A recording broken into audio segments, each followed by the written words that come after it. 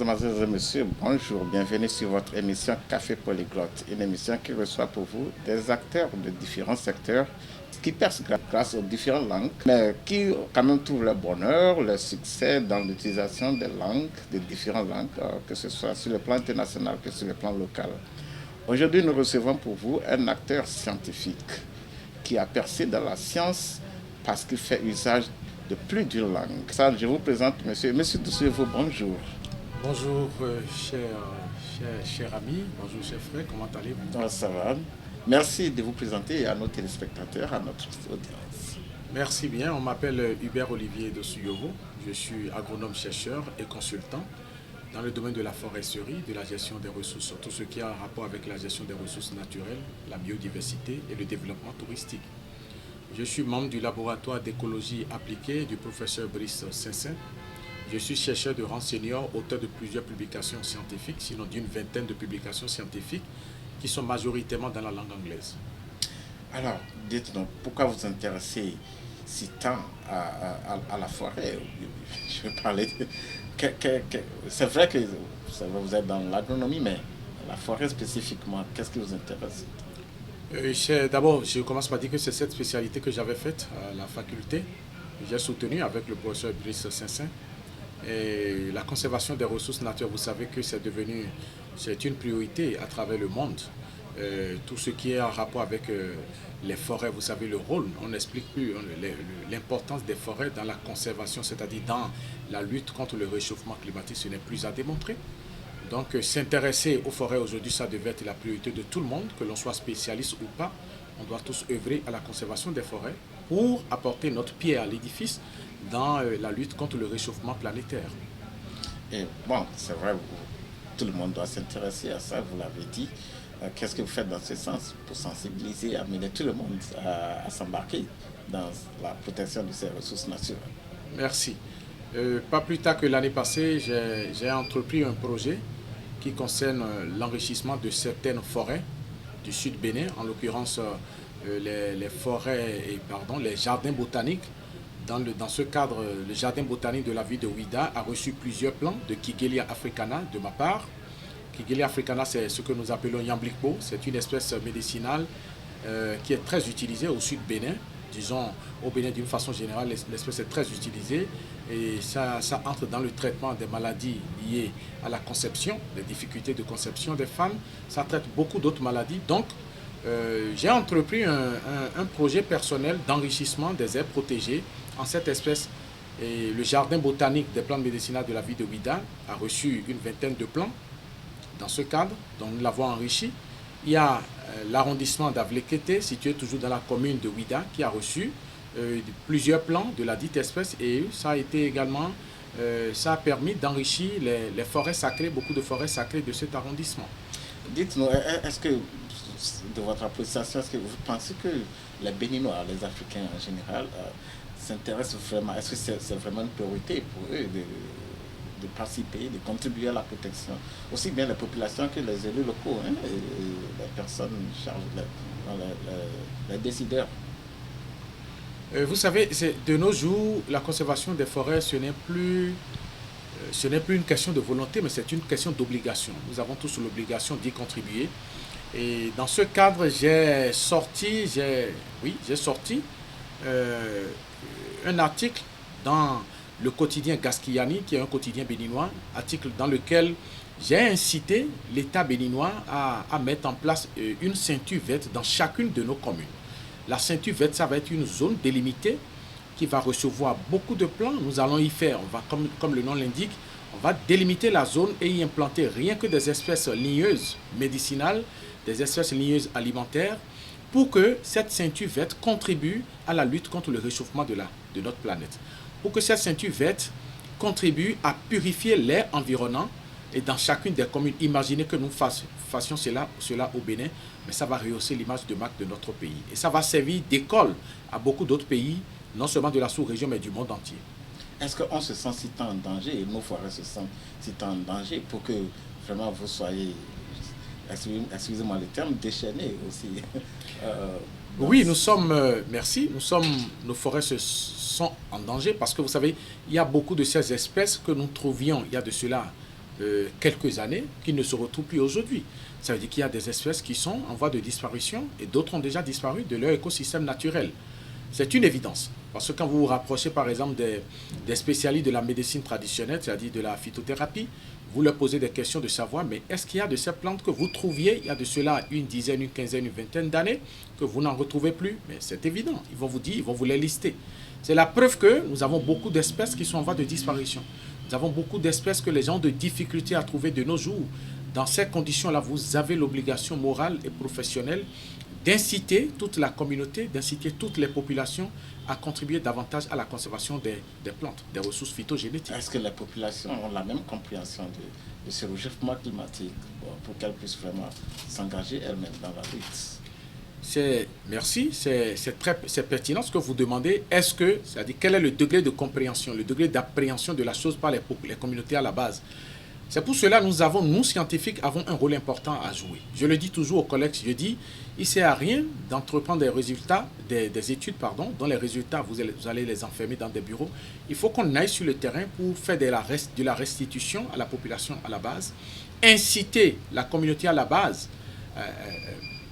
à contribuer à la conservation de nos forêts. À titre d'exemple, en 2020, nous avons entrepris au sein du laboratoire d'écologie appliquée du professeur Saint-Saint, une étude ayant porté sur les espèces ligneuses dont le bois est utilisé dans la fabrication des objets d'art.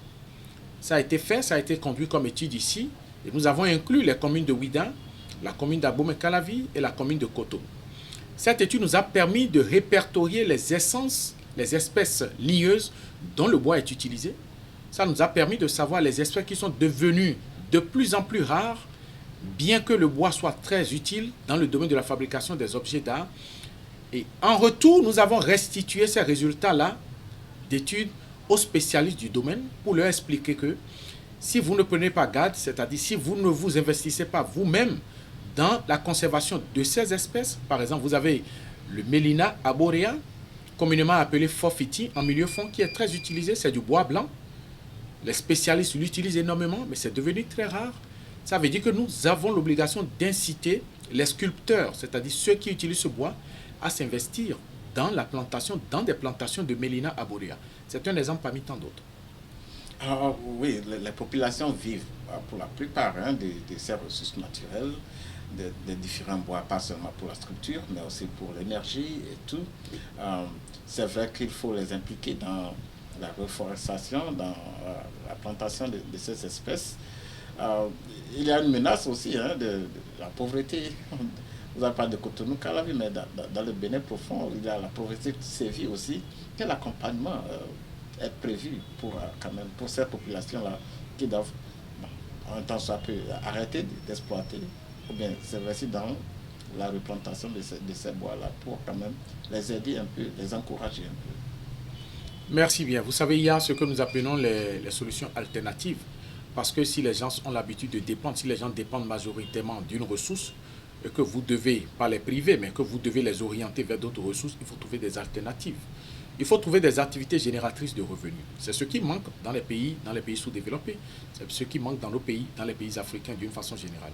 Vous voulez les gens dépendent majoritairement d'une ressource qu'est la forêt.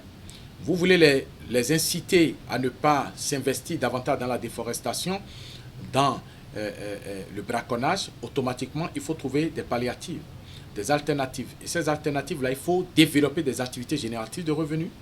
D'accord? Il faut mettre en place des microcrédits, c'est très important, c'est capital. Il faut les inciter à s'investir dans des activités comme l'élevage des escargots, l'élevage des champignons. Vous voyez, ça fait des solutions alternatives qui vont diminuer la pression qui se sent sur les ressources forestières. C'est très important. Nous devons inciter nos populations à s'investir dans beaucoup d'autres choses. Nous devons mettre en place les microcrédits. Nous devons développer des activités génératives de revenus. C'est capital, c'est primordial. Sans quoi, la lutte contre la déforestation ne serait que chose vaine. Oui, elle ne serait que chose vaine. On sait que dans certaines communes, il y a aussi des forêts communautaires. On a des forêts protégées, des aires protégées, un peu comme à Basila, un peu comme, je ne sais pas, à Perere ou je ne sais où. Je sais qu'il y a des actions qui sont menées aussi sur le terrain pour la protection de ces aires. Mais est-ce qu'on a des forêts, à part cette forêt communautaire, est-ce qu'on a des forêts au Bénin? Quand vous allez dans la région de l'Ouémé Plateau, vous en avez aussi, vous avez des forêts, surtout dans la région du Plateau, parce que vous savez, c'est la zone la plus arrosée du Bénin. Dans cette région, vous avez aussi beaucoup de forêts. Nous avons la forêt classée de la Lama, vous n'êtes pas sans savoir, nous avons cette réserve forestière de la Lama. Nous avons la forêt classée de Paou, qui n'est plus à présenter. Donc, nous avons pas mal de forêts. Et quand vous allez dans le Monokoufo, vous avez la réserve, vous avez une réserve, la réserve du Mono, d'accord. Donc, nous avons pas mal de ressources. Mais il faut reconnaître que le Bénin n'est pas un pays de forêt. Okay. Nous ne sommes pas une région, une zone forestière. Mais le peu que nous avons l'obligation de bien les conserver. Nous ne sommes pas comme des pays, nous ne sommes pas un pays comme le Congo, nous ne sommes pas un pays comme le Gabon, nous ne sommes pas un pays comme le Cameroun. Ce sont des zones forestières. Nous ne sommes pas un pays de forêt, mais le peu que nous avons l'obligation de préserver ça. Alors, vous avez mentionné une plante à Ouidah que vous avez quand même fait bénéficier à certaines localités. Oui. Mais vous utilisez des termes scientifiques. Oui. Je suis content que vous ayez trouvé un terme en fondé pour appeler cette plante-là. Oui. Vous allez vers la population pour leur apporter un message en utilisant des termes scientifiques. Est-ce qu'ils ne se sentiraient pas beaucoup plus à l'aise si on utilise des mots dans leur langue locale quand même, pour qu'elles se sentent quand même impliquées dans ça, qu'elles se reconnaissent dans ces plantes-là et puissent quand même contribuer à la lutte? Naturellement. Vous savez, quand vous êtes sur le terrain et que vous conduisez d'abord une recherche scientifique, vous n'allez jamais faire usage de noms scientifiques. Par exemple, je dis Kigelia africana, ça c'est le nom scientifique de la plante qui est appelée en milieu fond Nyambliko. Okay. Et son écorce, ça fait Nyambliko goto, d'accord.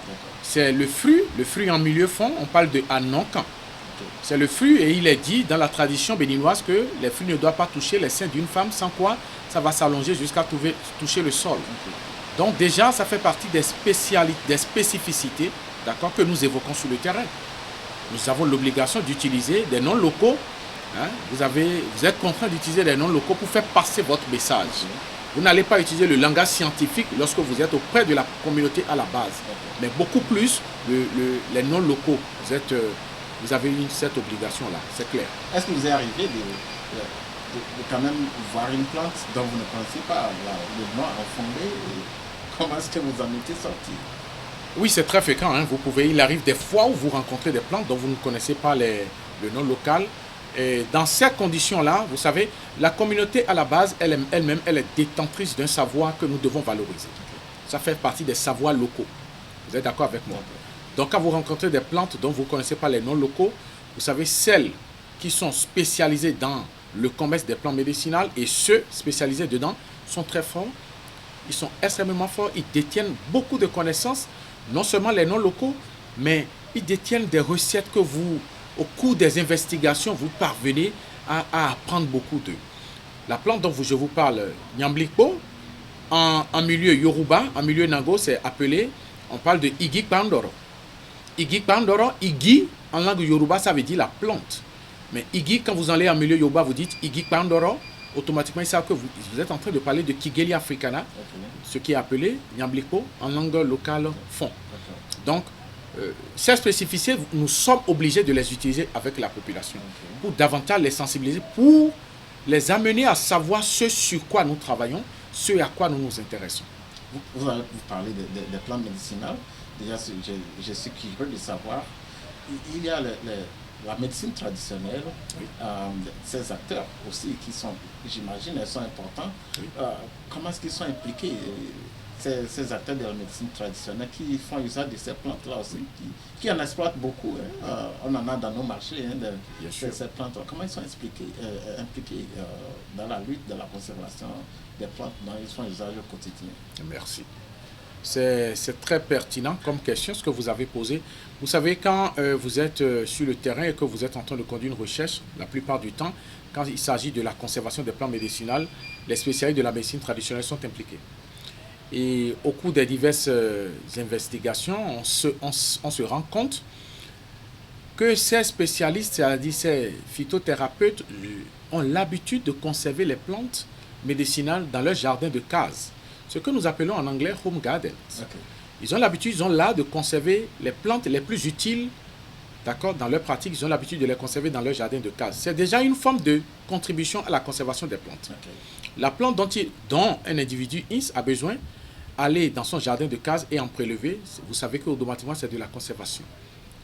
C'est une forme de conservation. Les mêmes, il y a d'autres phytothérapeutes spécialisés de la médecine traditionnelle qui ont l'habitude d'avoir des parcelles vides, peut-être des parcelles clôturées, d'accord, qui abritent beaucoup de ces plantes médicinales. Vous savez, vous voyez que automatiquement ça fait une autre forme de conservation. Il y a de ces plantes qui apparaissent naturellement sur des domaines appartenant à des phytothérapeutes et ces plantes sont conservées par ces phytothérapeutes pour les utiliser en cas de besoin. C'est une autre forme de conservation. Maintenant, nous, en tant que scientifiques, nous avons l'obligation, quand nous conduisons des recherches auprès de ces personnes spécialisées dans la médecine traditionnelle, de leur expliquer que ils sont conscients, certes, qu'il y a de ces plantes qui existaient il y a de cela des décennies, mais qui n'existent plus de nos jours.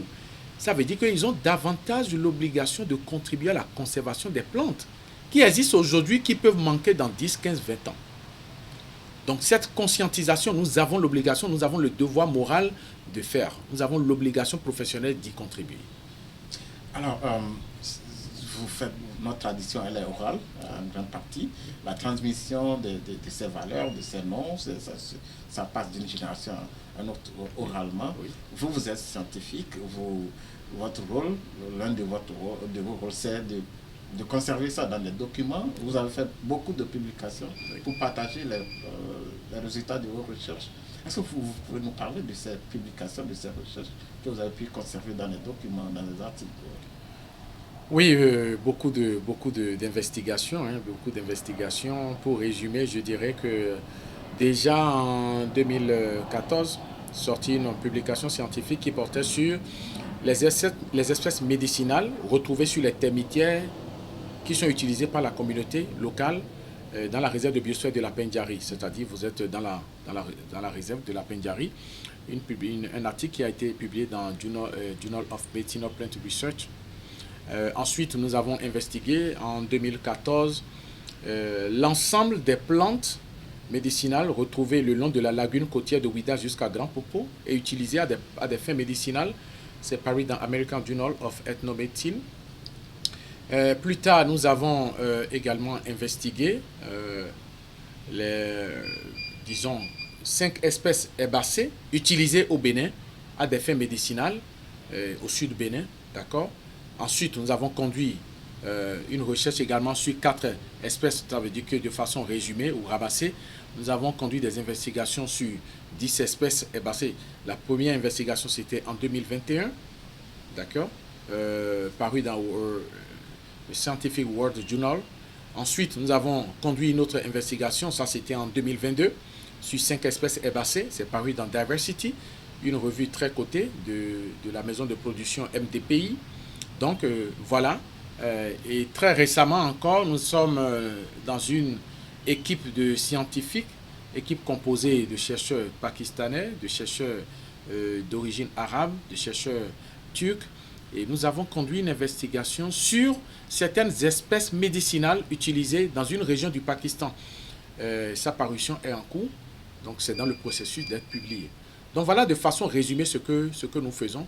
Et en termes de diffusion, pour ne pas dire dissémination de ces résultats, il faut avouer que chacune de nos parutions, la plupart du temps, après la parution, nous collaborons avec des quotidiens de la place, comme Gaskiani, dont je salue les responsables au passage. Surtout, je salue le frère Damien Tolomossi pour tout ce qu'il fait pour nous, parce que chaque fois que nous sortons des publications scientifiques, le quotidien assure le relais, pour ne pas dire la dissémination des principaux résultats, pour que la population locale sache que des chercheurs de l'université d'Abomey-Calavi et d'autres universités du pays sont en train de conduire de tels travaux et qu'il importe d'aller à la quête de cette connaissance, d'accord, en cherchant les documents, en cherchant les articles et en les lisant.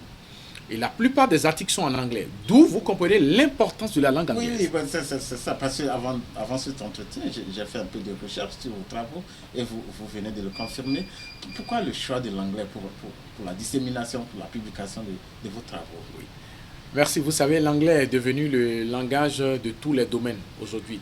L'anglais, c'est devenu le langage de la diplomatie, pour ne pas dire la langue de la diplomatie. L'anglais, c'est devenu la langue du commerce. L'anglais, c'est devenu la langue de la science. L'anglais, c'est devenu la langue des distractions. Je le dis toujours, la langue des distractions, parce que vous avez beaucoup de dessins animés qui sont dans la langue anglaise. Les enfants suivent ça pour se cultiver, se documenter. Donc l'anglais s'est imposé au monde entier comme la langue que tout le monde doit parler.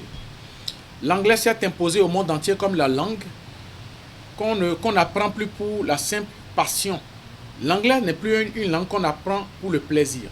Mais l'anglais est devenu une langue qui s'est imposée à tout le monde. Si vous voulez émerger, vous voulez progresser dans votre domaine, vous avez l'obligation de comprendre la langue anglaise. Mais vous publiez pas pour les anglophones, pas que pour les anglophones. C'est pour les francophones aussi. Nous sommes dans un pays francophone. Vous demandez aux Béninois de devenir anglophones, c'est ça, pour pouvoir lire et comprendre vos articles?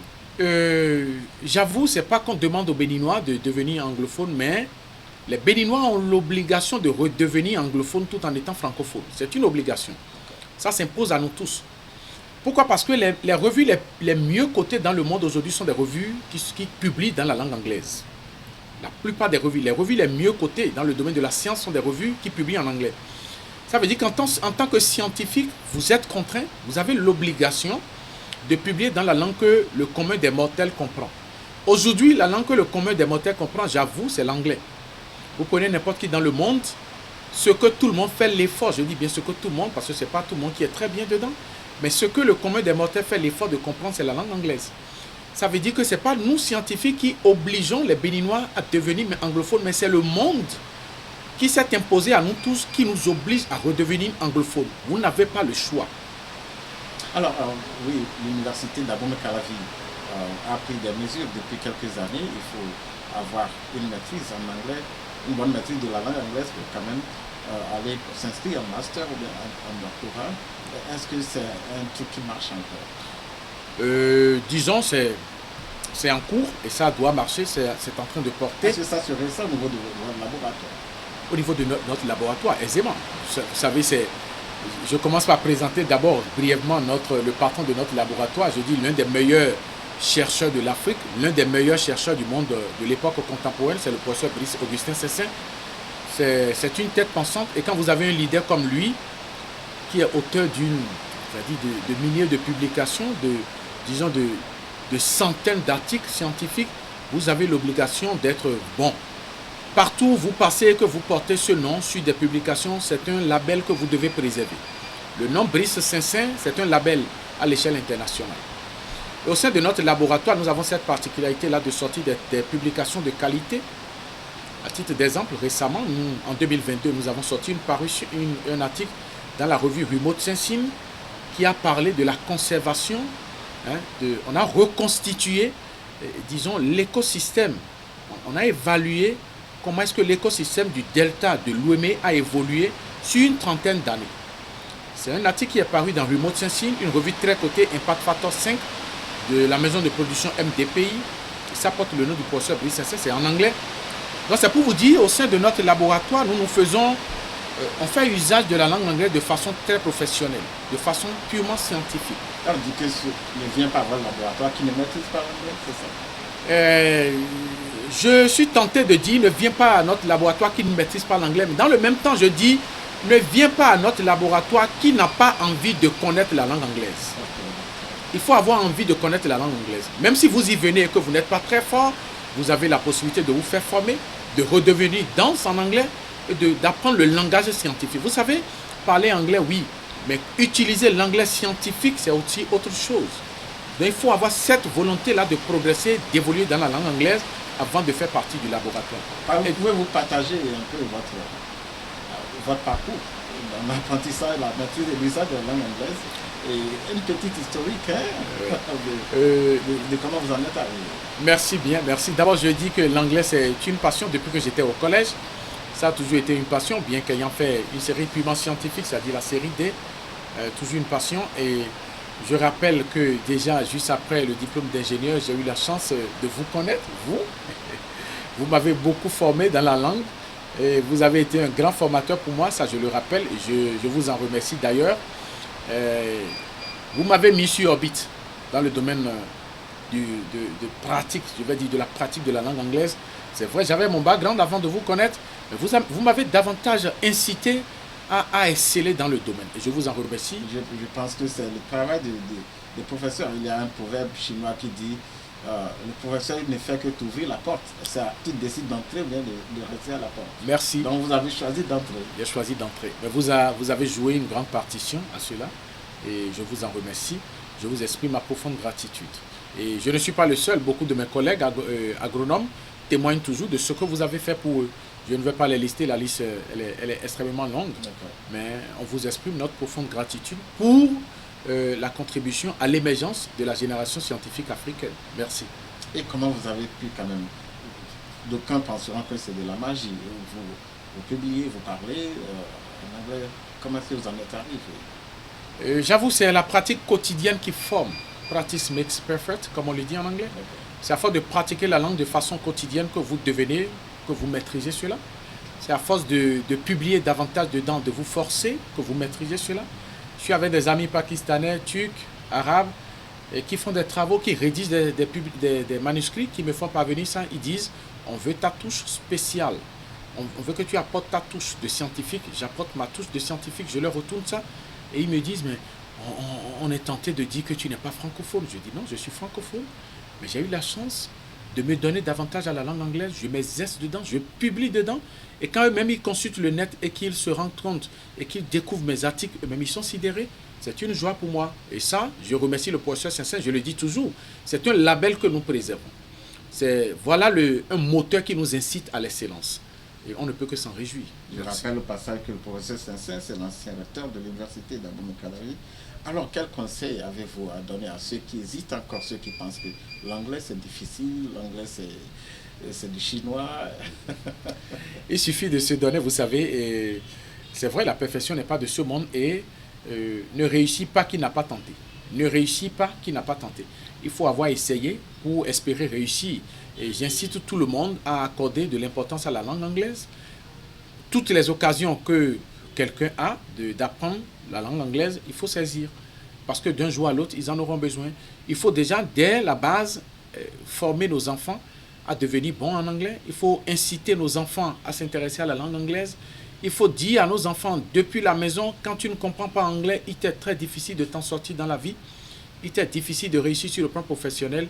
Et déjà, ça fait une sorte de déclic que nous créons chez nos enfants pour qu'ils s'adonnent davantage à la langue anglaise. Dans cette lutte pour la préservation des ressources naturelles, j'imagine que vous n'êtes pas seul, vous avez des partenaires. Alors, est-ce que vous avez un mot pour ces partenaires?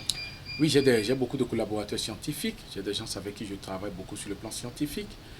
Des collègues comme Aziz Lawani, des collègues comme Abdelaziz Osseni, et il y a des collègues comme Fifanou Volouché.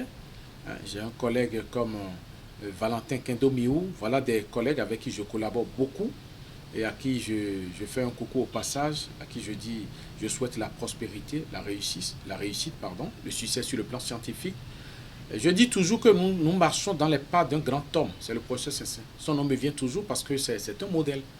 Nous marchons dans les pas d'un grand homme et nous avons l'obligation de faire mieux que le professeur Saint-Saëns, de rehausser l'image non seulement de notre pays, mais de tout un continent dans le domaine de la science. Alors, votre mot de la fin. Je vous remercie d'abord pour l'intérêt que vous avez accordé à ma modeste personne. Je souhaite longue vie à votre chaîne de télévision. Je vous souhaite la prospérité. Je souhaite à toute votre équipe et à vous-même la santé, Merci. le succès. Je souhaite à votre petite famille la santé également, le Merci. succès. Merci. Et que la génération actuelle, la génération montante, prenne exemple sur vous pour davantage se consacrer à la pratique de la langue anglaise.